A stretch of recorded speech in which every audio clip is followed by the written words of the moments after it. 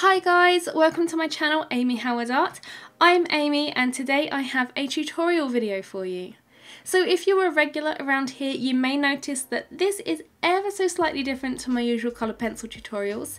Today I am bringing you a watercolour basics tutorial. So if you know me, you know that I really enjoy watercolours as well as coloured pencil, and it's something that I would really like to bring more of to the channel as it's something that I'm really passionate about as well. So I'm going to start a small series of beginner watercolour tutorials, and today's video is just talking you through the basics of paper, brushes, paints and a few really basic techniques. So this is going to be aimed at watercolour beginners. So if this is something that you are interested in, if you are taking your first leap into watercolour, then this is going to be for you. So carry on watching and we'll get straight into it.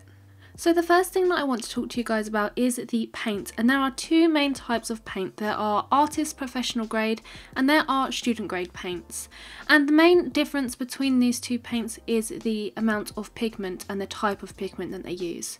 So the artist grade paints, they tend to use a higher concentration of pigment and they tend to use more of the singular, like true pigments, whereas the student grade paints, they tend to use less pigment, so the colours aren't quite as vibrant, and they tend to mix a lot of pigments together and often cut them with cheaper pigments to achieve a similar colour.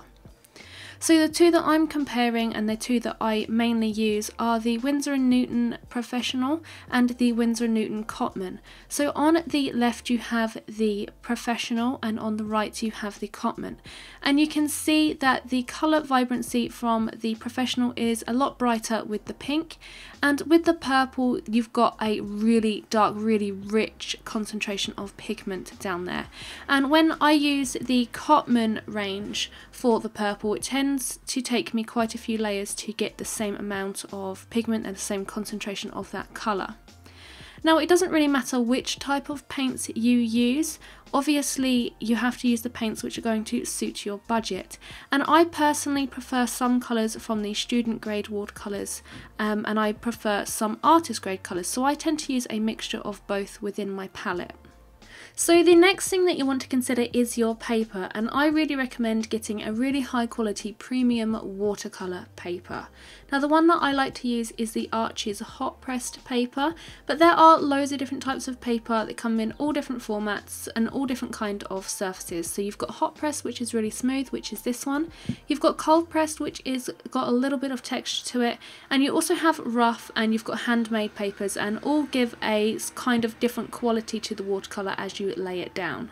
So it kind of depends on what kind of effect that you want to have with your final piece.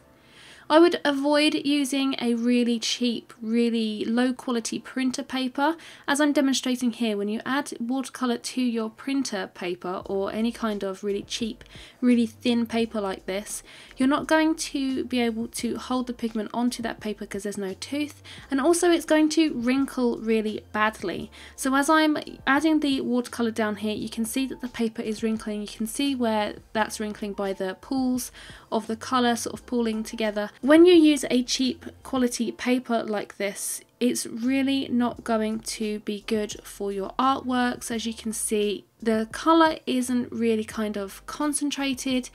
If you use a really wet method, you're just going to increasingly wet that paper and it's just going to wrinkle and buckle even more, and the final quality of your piece isn't going to look that great if you use this kind of paper. So I would really recommend using a high quality watercolour paper, one that is especially designed for watercolour or wet media, and use the best quality that you can afford, and experiment with different types of paper as well. Experiment with the cold pressed, experiment with handmade papers and see what kind of outcome you get and see which you prefer. The other thing with using a low quality paper like this printer paper is that your paper gets really wet and saggy, and as you move the paper around you actually move the pigment where the paper isn't holding on to that pigment and sort of sucking it in.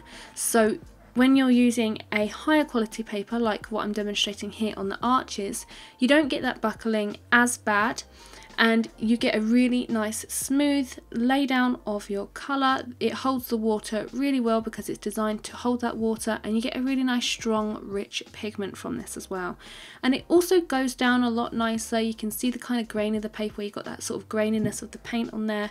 It's just really nice to use a top quality paper over a really cheap printer type paper. Another tip that I have for you when you are using your paper is to make sure that you tape it down to your desk, and this will stop it from buckling as much. And you can also tape it down, and you can stretch your paper in this way just by adding a wash of water over the top, and that's just going to prevent it from buckling even further when you add your colour down. So next up we have your brushes, and I like to use, and I recommend that you use, a variety of different brushes because each of them can produce different effects. So the main one which I like to use is this Pure Squirrel Mop. This gives a really nice, really bold wash. I can cover quite a lot of paper with this. I like to use the number 10. This is a perfect size for me because most of my watercolour paintings are in A4 format. I also like to use round brushes, so this is a brush that I use a lot. Most of my brushes, well practically all of my brushes, are round tip. You can get some really nice effects from the round tips. You can do some washing, you can get some really nice fine strokes as well. And I would recommend buying a few different sizes. So I like to use a number 6 and a number 2, but I also have 4/0, 2/0, those really fine ones for like small, more detailed areas of a watercolour. So it's good to have a nice range of brushes. And when it comes to the quality of your brushes, I would recommend buying the best that you can afford and to really do your research as to how each brush performs. The next tip I have is your water. So I like to have 2 pots of water. I have one which is the big pot to initially wash my brush in, and then I dip my brush and wash it in the smaller pot, and I like to do this because it ensures that you have a really nice clean brush for when you're adding your colour. So when you have a really nice clean brush, you can get those really vibrant, really bold colours, and they don't come out looking really muddy. If you don't have a clean brush, what can happen is, especially if you haven't washed it out too well either, is that you can transfer some of your previous colour into your new colour. So that can often muddy the colours, you get a really unpleasant look, it doesn't end up looking really nice and vibrant, and you want to avoid that. So what I would recommend doing is actually washing your brush twice. First in one pot to get rid of a majority of the colour, and then rinse it in a second pot just to make sure you get that really nice clean colour. Next up is what you use for your outline, and I recommend using an H pencil because I find that that gives a really nice light sketch. I would steer clear of using the B type pencils because they often tend to put down a really sort of dark layer of colour, and when you're adding your watercolour over the top, if you don't lighten it with any kind of kneaded eraser or blue tack or anything, what can happen is that you can move that graphite around and it can muddy your colour. And also when you're using one of those B pencils, you can see the outline through your watercolour, which doesn't look the best, and it's something that you kind of want to try and avoid. So I would recommend using an H pencil. You get a really nice light sketch, it's really soft, and then when you add your watercolour back over the top, you can't really see the outline as bad as when you're using that B pencil. If you don't have an H pencil and only have B pencils, then use the lowest number B pencil that you can find because that will come out less dark. So go for a 2B over an 8B or a 7B. So now I'm going to show you some basic techniques for applying your watercolour to your paper, and these are the most essential techniques and essential ways for adding the watercolour to your paper. So the first one is wet on dry, and all this is using a wet brush loaded with your water and loaded with your chosen pigment and applying it to dry paper or dry areas of your paper. And this is the most commonly used, and this is what you will see a lot of watercolour artists doing. And you can get these really nice crisp lines, you can create some really nice gradients, and it's just basically the most essential way of adding your watercolour to your paper. So you can add one colour down, and then you can go in and add another colour into a separate dry area, and then you can mix the two together just by dragging your paintbrush across the two, and it's going to create this really nice blend. So when you are applying your second colour of watercolour over your first colour, that is almost like a wet in wet method, which we're going to cover next.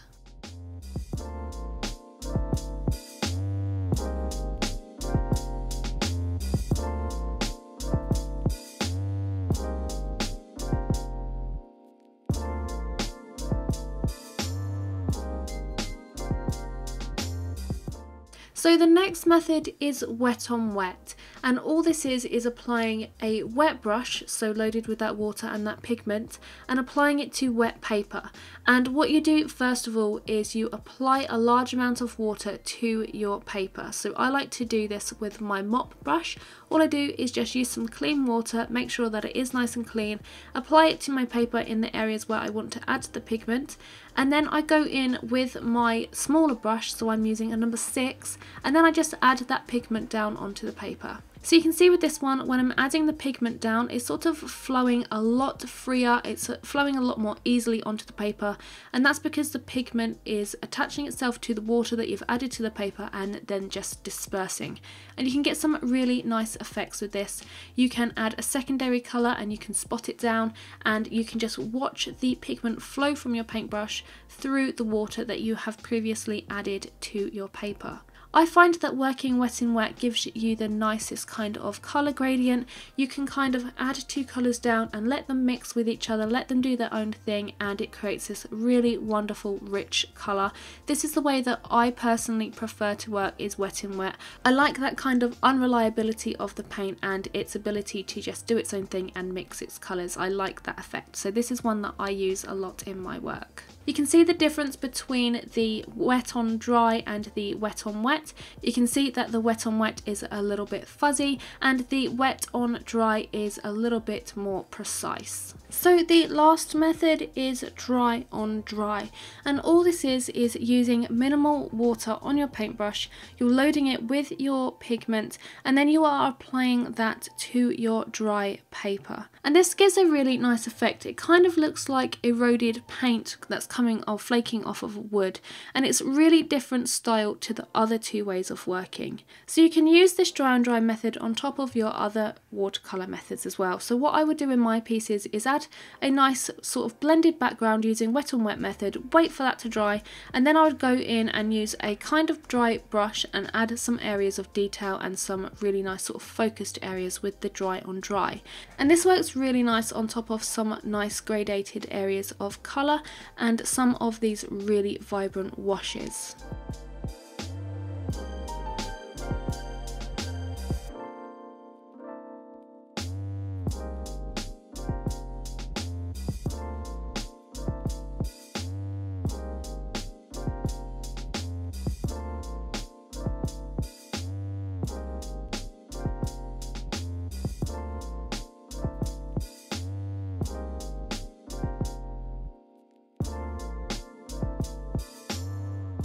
So that is pretty much it for today's video. I really hope you have enjoyed this one, and if you are a beginner watercolorist, I hope that this sort of beginner tips have helped you or will help you to begin your journey into watercolor.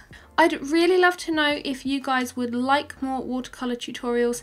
As I said in the beginning, it is something that I would really like to introduce into the channel. I just think it will create a really nice sort of diversity. You've got the really controlled tutorials of the colored pencil, and then you've got the complete contrast in the watercolor tutorials, and I'm going to be doing a lot more watercolor work in the future and in the next couple of months, so I would like to know whether you would like more watercolor videos and like to know my process and techniques for that kind of thing. So pop it in the comments below of what you would like to see, if you'd like more beginner watercolor tutorials, if you'd like full portraits or something like that. Let me know in the comments below. As always, thank you guys so much for watching this video. Your support means the absolute world to me.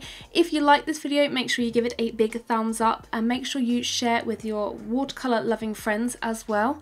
If you are new around here, make sure you hit that subscribe button and tick that bell icon to be notified of all of my future videos. And speaking of future videos, there are a couple just over there that I think that you will absolutely love, and I will see you in my next video. Bye!